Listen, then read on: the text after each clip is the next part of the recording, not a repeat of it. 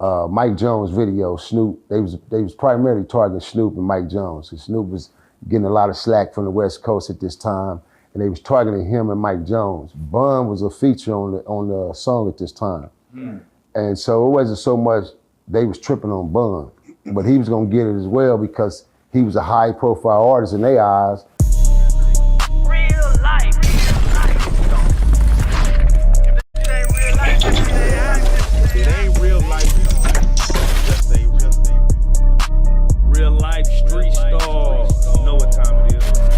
Were you, I know that you said this, you were smart enough thinking, would you get your hands dirty though? Like in the game? Oh, well, you have to. Right. I mean, it all depends on your status as far as your leadership. Me, personally, my type of leadership, bro, was if I couldn't show you, you was on my team, you was one of my soldiers, and we was really getting down together, if I couldn't show y'all how to do it first myself, and I couldn't show you that I'm gonna lead by example, then I'm not doing it right. I'm not a good leader. In essence, I had this analogy that I use, this philosophy that I say that if we going out, if I ain't got a parachute on, y'all ain't got a parachute on, man, it ain't fair game. You know what I'm saying? Right. Now, in the book, you did shout out Bun B from UGK. Yeah. Like it was either prologue or right in the beginning. What is your connection with UGK? You know, UGK down here, that's, nigga, they like super legends to us, you know what I'm saying? Maybe, so when I seen that, I was like, damn, what's bro's tie in with UGK? It's a 13-year-long story, 13-year-long relationship. I mean, basically it goes back in time where a situation had occurred in Los Angeles and some basically Christian Bloods is finna rob the set in LA. Mike Jones video, Snoop, they was primarily targeting Snoop and Mike Jones. And Snoop was getting a lot of slack from the West Coast at this time, and they was targeting him and Mike Jones. Bun was a feature on the song at this time. And so it wasn't so much they was tripping on Bun, but he was gonna get it as well because he was a high profile artist in their eyes that was on set that day. So they don't even care that Snoop's a legend, Bun B's a legend. If it's going down, it's going. That don't mean, see, that's one thing about LA. It's different. It's really a different moon, man. It's like cats don't give a shit unless you really that type of nigga that really can push that kind of weight or your name carry that. Then niggas don't care. You know, they still bulldozing and test the waters. So getting to the introduction was I had a strong relationship with Chino XL. That was my guy. You know what I'm saying? I got Chino out of a couple situations in Los Angeles when he first touched down and moved in LA. And so I was on my way to an audition and I got a call from Chino. He was ecstatic. Yo, son, yo, Cap, where you at, man? I need you, man. They finna rob him. They gonna rob him, son. They finna lay him down. They laid everything down. I'm like, hold on, man, son. Slow your ass down, Chino. Who you talking about? He go, Bun, man, Bun B. I go, Bun? Bun B, UGK? I said, blood, hold on, where you at? Give me the addy. Give me the address. I said, I was on my way to audition, but I'm on my way. So they was in G&NG hood and Crip neighborhood. It's half and half, it's broken half, and they parked at a church shooting this scene for my lowrider, Mike Jones, my 6'4". And I actually ended up in the video that day. I ended up doing a cameo with Bun and them that day in the video. But nevertheless, I turned around, pushed my way over there. When I got over there, it's like at least about 30, 40 young cats, all in front of the gates. These niggas is chant. You hear cuz and blood, and they chant. So when I pulled right up. I seen two of the little weenie security guards, you know, standing at the gate, but not putting no force. You know, they just like getting at these dudes, but they ain't made their move in yet. So I pulled up in my truck and just stopped. When I stopped, cats turned around and started looking. Now niggas looking at me, and you can hear cats like, where cuz, who is that? Like, so once I got out my truck and made my appearance, I jumped out, what's up? So now my attention is immediately to the niggas, because I speak their lingo, and I'm still active in that world. Right. So I jump out, what's up? And the first thing I see the young homie from G&NG, Bird.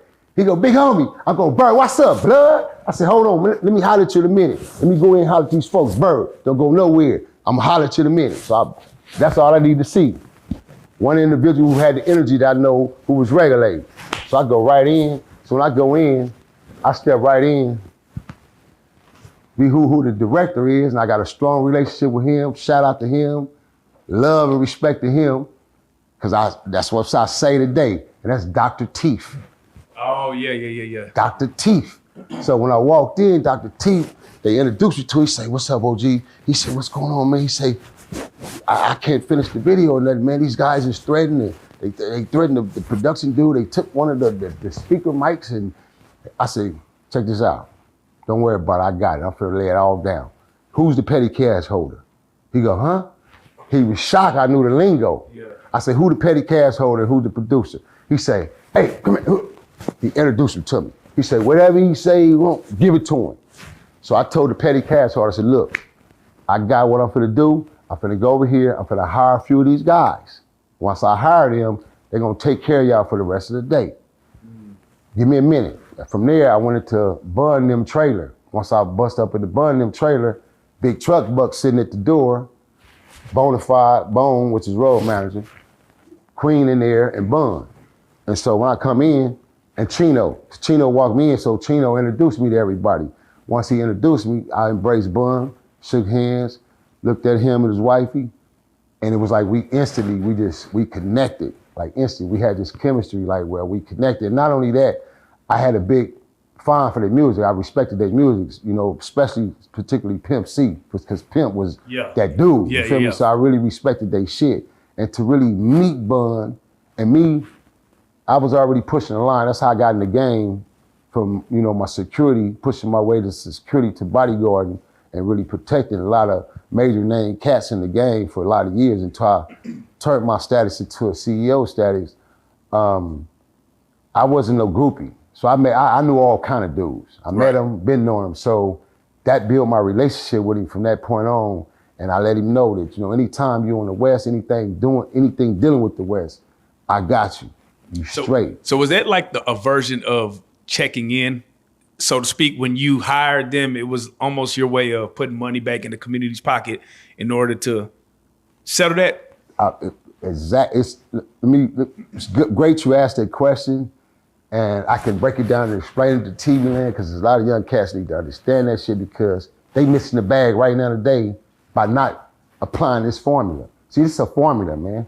And now cats just go to the hoods and niggas just, your hoods is, see, what I don't like about my neighborhood at this point in time is that, and don't get me wrong, it's the younger generation turn. I'm not here to ridicule it, but I can voice my opinion as a double OG, and being a legendary from that hood and knowing all the work I put in, man, and the years and decades I put in behind this shit with other soldiers and warriors like myself. We had never had no intentions from our neighborhood and our community to break down to become a fucking tourist attraction. Right. You feel me? Where any motherfucker with a camera could just walk in, step in, like, oh, hey, and take a picture, and then they gone, and they get the money. So because our people so lack of education, bro, and don't understand the formula of this shit, is really, it's a business. Like the big homie, the G, really, he's speaking real. It ain't about no extortion, it's business. And the white folks understand it. But if you don't apply it, they ain't no trip. They gonna go still do their thing and mosey their way in and get out and get the money.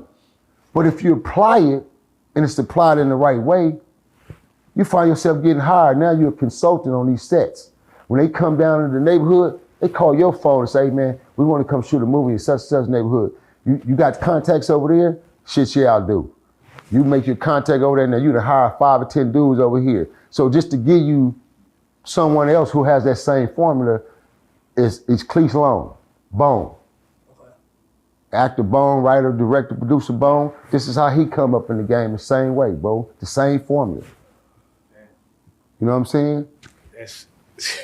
That's some real dope knowledge right there, bro. It's like, I just feel like LA, when it comes, I mean, just California in general, is different when it comes to, y'all really stand on business when it comes to politics, the way that people should move, and y'all not just letting anybody do anything.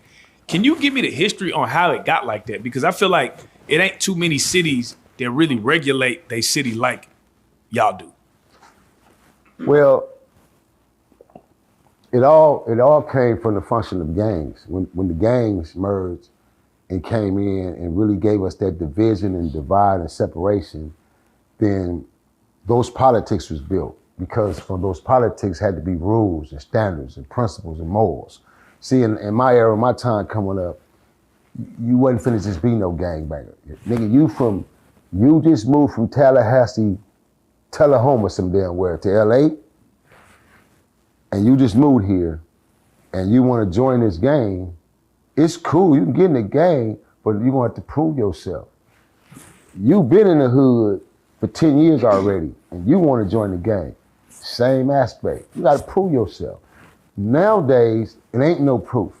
It's just, me and Buddy right here, we decide, hey, we finna go hang out with the L gangs over here, and we finna be them today. But 2 weeks from now, they pop it over here, so we gonna switch over here and switch sides. See, it wasn't none of that shit, it was rules. What about the California jails? Is it the same still? Or if you go to jail in California, you don't have to prove yourself? Oh, it's crazy because it's worrisome. It's like it's worrisome. In my time and era, it was like we really gang bang. Right. We bang. So like the little young cat 4X say off the back, it was on sight. Our wording was on sight or off top. So it was the same thing. So we really gang bang. So in essence, like him and Cookie Monster and C-Mac, they gang banging in the wrong era. See, they really gang bang. See, 4X need to be gang banging in the 80s. And it would have been competition for it. Because it's really bangers. See, these young niggas don't gang bang, bro. So when you go in that county jail, the county jail more or less now is a bully force. Like the bullies really regulate and run everything. Like nigga, you gotta be one of the bully type niggas that's really putting it in to survive in there, you gonna get chewed up. So yeah, it's true about when you go in that county jail, niggas, I take them fades and where you from, and see what the politics was different for us. They had us separated, segregated because we were so volatile, we couldn't be in them situations with each other. Niggas was gonna die. Wasn't gonna be no fight, just head up fights. Niggas was dying late night. You go lay down, 2 or 3 niggas may get poked and not wake up. That's how serious the shit was. See, it ain't like that. It's just different.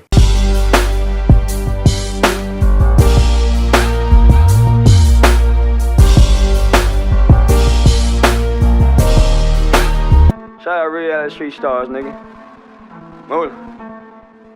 Hey.